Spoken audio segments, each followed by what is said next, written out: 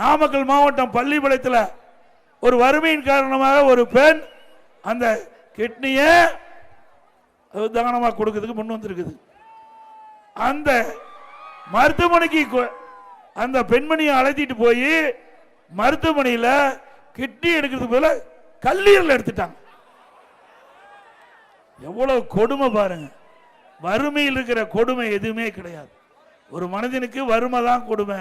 அந்த வறுமையை பயன்படுத்தி இந்த ஆட்சியாளர்கள் ஏழைகளை கொடுமைப்படுத்தி கொண்டிருக்கின்றார்கள். இன்றைக்கு அந்த அம்மா மனம் வந்து தான் கொடுத்ததோ இல்லையோ அது வேறு விஷயம்.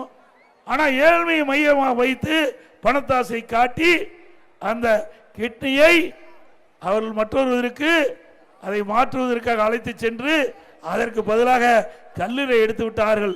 இன்றைக்கு அந்த பெண்மணி மிகுந்த கஷ்டத்தில் இருப்பதாக எல்லா பத்திரிகையிலும் வந்திருக்குது, வலைதளத்தில் வந்திருக்குது, தொலைக்காட்சியில் வந்திருக்குது.